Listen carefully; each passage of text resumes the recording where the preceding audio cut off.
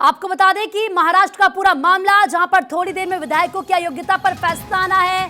पहले 4:30 बजे यह फैसला आना था, लेकिन अब इंतजार बढ़ गया है। थोड़ी देर बाद फैसला सामने होगा। महाराष्ट्र विधानसभा अध्यक्ष राहुल नार्वेकर फैसला सुनाएंगे। महाराष्ट्र विधान भवन में विधायकों के निलंबन पर लगातार, क्योंकि जिस तरीके से फैसला आएगा वो आपको बताएंगे। ये कहा जा रहा है कि लाइव ये फैसला सुनाया जाएगा। शिवसेना के दोनों गुटों के शाखाओं पर बाकायदा सुरक्षा बढ़ा दी गई है। दादर शिवसेना भवन के सामने भी सुरक्षा व्यवस्था को कड़ा कर दिया गया। इतना ही नहीं, शिवसेना भवन में भी अब शिव सैनिक इकट्ठा हो रहे हैं। तो बड़ी खबर आपको बता रहे हैं किस तरीके से सुरक्षा बढ़ा दी गई है शिवसेना भवन में। थोड़ी देर में विधायकों की अयोग्यता पर फैसला आना है। महाराष्ट्र की सियासत में इस वक्त गर्माहट नजर आ रही है और ऐसे में 4:30 बजे का समय पहले मुकर्रर किया गया था, लेकिन अब समय बढ़ चुका है। थोड़ा और इंतजार और उसके बाद तस्वीर होगी क्लियर। यह कहा जा रहा है कि फैसला लाइव सुनाया जाएगा, यानी कि हर कोई इस फैसले को सुन सकेगा। काफी लंबे समय से महाराष्ट्र का ये पूरा मामला गर्माता रहा और आखिरकार वो क्षण, वो पल बेहद करीब, जब अब दोनों ही गुटों में शिवसेना के हलचल इस वक्त काफी तेज हो चुकी है।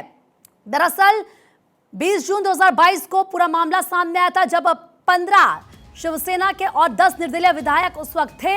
ये पूरा मामला क्या है आपको बता रहे हैं। 23 जून को शिंदे ने 35 हिंदी डेप्यूटी स्पीकर ने सदस्यता रद्द करने का नोटिस भी यहां पर भेजा था। 25 जून को डेप्यूटी स्पीकर ने 16 बागी विधायकों को बकायदा नोटिस भी जारी किया था। इसके बाद 26 जून में सुनवाई में सुप्रीम कोर्ट ने नोटिस भेजा था।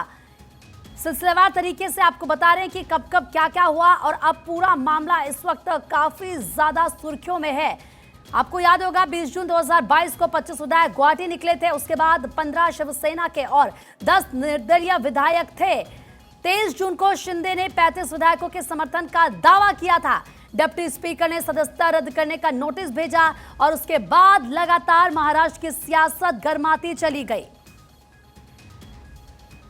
ज्यादा बातचीत के लिए हमारे सहयोगी महाराष्ट्र से इस वक्त सत्यप्रकाश हमारे साथ जुड़ चुके हैं। सत्यप्रकाश, क्योंकि 4:30 बजे का समय कहा जा रहा था जब फैसला सुनाया जाना था, लेकिन यह इंतजार बढ़ गया और कितना इंतजार करना होगा और फिलहाल क्या हलचल आप देख पा रहे हैं? बिल्कुल, देखिए, राहुल नार्वेकर की तरफ से कहा गया था 4:30 बजे के आसपास ये फैसला सुनाया जाएगा, लेकिन चूंकि प्रूफ रीडिंग के लिए एक बार फिर से सरसरी निगाहें चलाई जा रही है कि जिससे कोई लाइव के दौरान गलती नहीं हो, क्योंकि यह फैसला लाइव सुनाया जाएगा। ऐसे में राहुल नार्वेकर के एंटी चैम्बर में तमाम अधिकारी वकीलों का एक खेमा मौजूद है और ख़ास बात यह है कि बाहर का जो वातावरण है पूरी तरह से गर्म हो गया है। मुंबई पुलिस की सुरक्षा जगह जगह बढ़ा दी गई है। खासकर दोनों गुट, चाहे शिवसेना गुट हो या उद्धव गुट हो, उनके शाखाओं के बाहर भी सुरक्षा बढ़ाई गई है। एकनाथ शिंदे के जो थाने आवास है वहां पर सुरक्षा बढ़ाई गई है। शिवालय का जो है सुरक्षा बढ़ाई गई है। तमाम उन नेताओं को भी बुलाया गया है दफ्तरों में जो लोग इस मामले को सुनना चाहते हैं या देखना चाहते हैं। और ख़ास बात यह है कि दोनों गुट ने पूरी तैयारी कर रखी है। हालांकि फैसला चाहे जो भी आएगा, लेकिन दोनों गुटों में एक अलग से जोश दिख रहा है, अलग से तैयारियां दिख रही है। जैसे लग रहा है कि किसी जो है किसी कार्यक्रम के जैसे तैयारियां होती, इस तरह की तैयारियां लगातार चल रही है। लेकिन क्या कुछ फैसला होगा दोनों पक्षों को नहीं पता है। लेकिन एक बात तो होता है कि शिंदे गुट का हर विधायक एक बात कर रहा है कि फैसला हमारे हक में आएगा, हमारे पक्ष में आएगा, क्योंकि हमने न्यायोचित काम किया है। हमने जो विधान भवन को या स्पीकर को जानकारी दी है वो सही जानकारी दी है। ऐसे में भरत गोगावले जो एकनाथ शिंदे गुट के विधायक हैं, उन्होंने सीधे तौर पर कहा कि संजय राउत का ये जो बयान आया है कि यह फैसला गलत है और फैसला को हम जो है कहीं न कहीं ये मानते हैं कि यह मैच फिक्सिंग है। उस पर भी उन्होंने जवाब दिया और कहा कि संजय राउत को शायद इस बात का डर है कि वह हार रहे हैं, इसलिए इस तरह का जवाब दे रहे हैं। तो कहीं न कहीं पूरा वातावरण महाराष्ट्र का गर्म हो गया है, क्योंकि 1 साल 7 महीने बाद यह फैसला आने वाला है। क्योंकि जिस बात का इंतजार हर किसी सैनिक को था कि आखिरकार 16 विधायकों को के पर निलंबन का फैसला आखिर कब आएगा, लेकिन अब वह घड़ी आ गई, क्योंकि सुप्रीम कोर्ट ने बार बार टाइम दिया। अब आखिरी बार वह टाइम दिया जब ये कहा सुप्रीम कोर्ट ने कि 10 जनवरी को आपको यह फैसला सुनाना होगा, जिसको राहुल नार्वेकर ने माना और तमाम तैयारियां की। कि 1200 पन्ने का यह फैसला सुनाया जाएगा, जिसमें जो मुख्य बिंदु होगा उस पर फोकस किया जाएगा और ये फैसला ऑनलाइन लाइव तरीके से सुनाया जाएगा। हालांकि फैसला अभी पढ़ना शुरू नहीं हुआ है, क्योंकि जो छोटी मोटी त्रुटियां हैं उसे देखा जा रहा है कि कोई गलतियां ना हो जाए, लेकिन बाहर का माहौल पूरी तरह से गर्म बाहर है। का माहौल मुंबई सत्य पुलिस प्रकाश के पूरी तमाम बड़े तरीके से अधिकारी गर्माहट भी इस भरा है, माहौल सर्दी को है, नजर लेकिन इस बनाए वक्त रखे हैं। गर्मी का एहसास किया जा सकता है महाराष्ट्र की सियासत को लेकर। दोनों ही गुट की अगर हम बात कर रहे हैं तो आपने कहा कि आश्वस्त नजर आ रहे हैं, उनको लग रहा है कि फैसला उनके पाले में ही आएगा, लेकिन जरा ये बताएं कि क्या इस फैसले के आने के बाद क्या ऐसी भी संभावना बन सकती है कि महाराष्ट्र की सियासत पर भूचाल आए?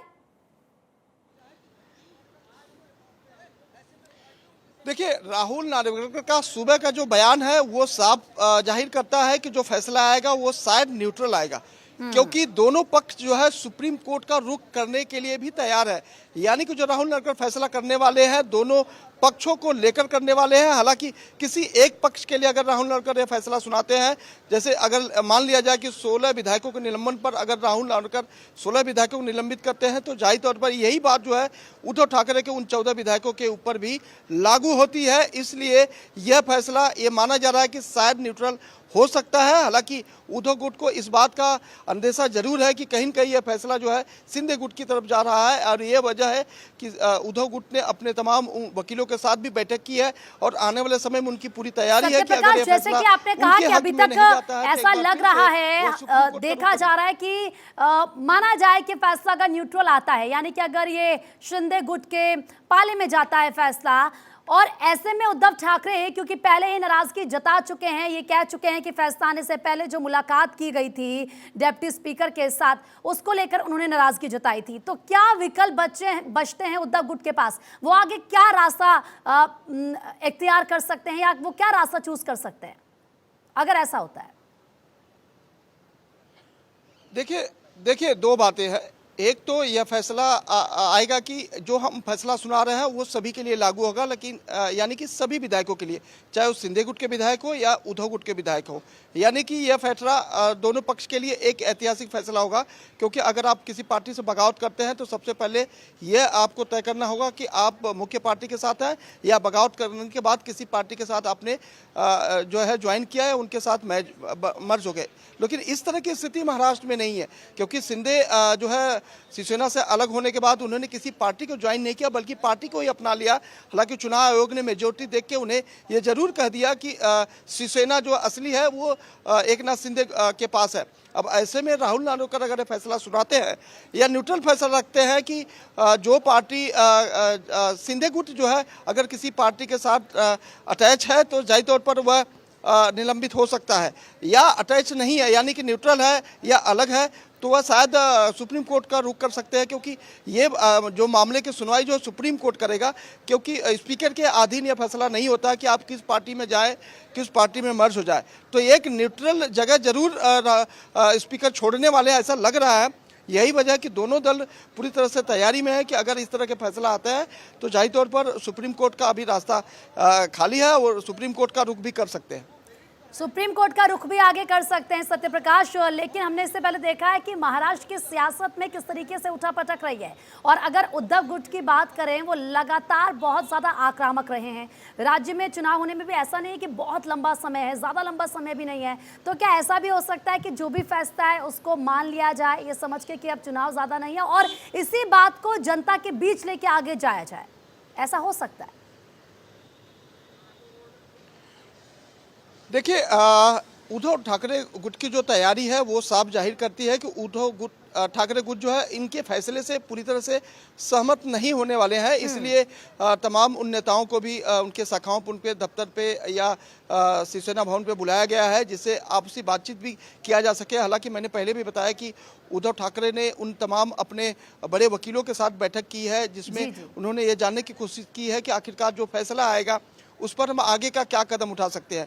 तो उद्धव गुट को यह पता है कि जो फैसला आ रहा है शायद पूरी तरह से उनके पक्ष में नहीं है। यही वजह है कि थोड़ा से संशय अभी बना हुआ है कि क्या कुछ फैसला आएगा, क्योंकि जिस तरह का लगातार जवाब जो है एकनाथ शिंदे गुट की तरफ से मिल रहा है कि उन्हें इस बात का पूरी तरह से आश्वस्त है कि फैसला उनके पक्ष में आएगा, क्योंकि उन्होंने जो लड़ाई लड़ी है, न्यायोचित लड़ाई लड़ी है। हालांकि स्पीकर ने भी सुबह कहा कि हमने संविधान के तहत ये फैसला सुरक्षित रखा है। ऐसे में हम किसी का जो है नुकसान नहीं होने देंगे और एक ऐतिहासिक फैसला होगा, यानी कि सभी पार्टियों के लिए एक मिसाल कायम करेगा यह फैसला। तो ये दर्शाता है कि जो फैसला है वो कहीं न कहीं दोनों दलों के लिए न्यूट्रल हो सकता है या फिर किसी एक पक्ष के लिए नुकसानदेह नहीं हो सकता, ऐसा समझा जा सकता है।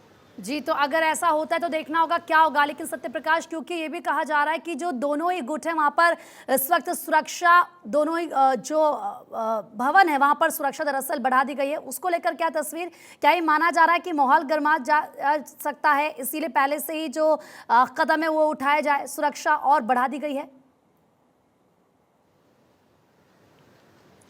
बिल्कुल, सुरक्षा इसी लिहाज से बढ़ाई गई है क्योंकि उद्धव गुट को इस बात की जानकारी है कि जो फैसला आएगा शायद उनके पक्ष में नहीं आएगा। सिंधिया गुट को इसलिए बुलाया जा रहा है कि शायद जब फैसला आएगा तो जश्न का माहौल हो सकता है, इस तरह की जानकारी मिल रही है। हालांकि सुरक्षा दोनों तरफ से बढ़ाई गई है, चाहे वो वर्षा बंगलो मुख्यमंत्री एकनाथ शिंदे का जो है सरकारी बंगला हो या फिर थाने का वो बंगला हो, वहाँ पर सुरक्षा बढ़ाई गई है। सेवालय की सुरक्षा बढ़ाई गई है। शिवसेना भवन, शिवसेना के सभी शाखाओं की सुरक्षा बढ़ाई गई है, जिससे किसी तरह का कोई अनहोनी ना हो, किसी तरह का कोई घटना ना घटे। हालांकि आपने अभी सुना होगा कि विधानसभा के अंदर भी एकनाथ शिंदे गुट के तमाम विधायक जो है जय श्री राम के नारे लगाते हुए सुनाई दिए।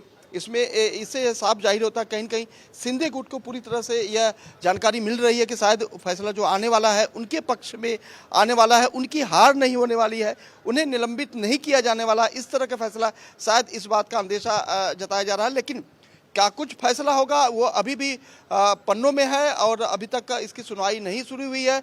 लोगों को इसी बात का इंतजार है कि आखिरकार कब ये फैसला जो है सुनाया जाएगा, कब लोगों को इस बात का जानकारी मिल पाएगी कि आखिरकार जो फैसले आ रहे हैं वो किसके पक्ष में आ रहे हैं। इसके लिए तो इंतजार ही करना होगा सत्य प्रकाश, क्योंकि जब फैसला सुनाया जाएगा उस वक्त वो लाइव होगा, हर कोई इस फैसले को सुन सकेगा, देख सकेगा। लेकिन मुझे एक बात और बताएं, क्योंकि ये कहा जा रहा है कि 1 घंटे तक फैसला सुनाया जाना है, 34 अर्जियां हैं जिन पर ये फैसला सामने आएगा। ऐसे में कौन कौन सी प्रमुख बिंदु हैं और वो अर्जियां जो दाखिल की गई हैं वो कौन कौन सी, जरा हमारे दर्शकों को फटाफट से बता दीजिए।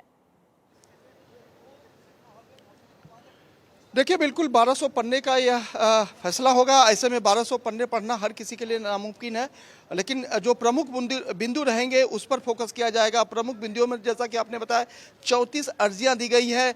ये बात जानना जरूरी है कि आखिरकार वह अर्जियां जो दी गई है वो क्यों दी गई है, दोनों पक्ष की तरफ से अर्जी दी गई है, दोनों पक्ष क्या जानने की कोशिश कर रहा है, दोनों पक्ष किस तरह की शिकायत लेकर स्पीकर के पास गया है, यह भी जानने की कोशिश है। इस पर भी बातचीत होगी। फैसला किस तरीके से लिया गया है, किस जो है पैमाने पे किया गया है, इस पर भी तमाम बिंदुओं पर चर्चा होगी। जो फैसला किया गया है उस फैसले को क्या सुप्रीम कोर्ट मानता है या सुप्रीम कोर्ट में जो दलील दी गई थी उस दलील को ध्यान में रखते हुए फैसला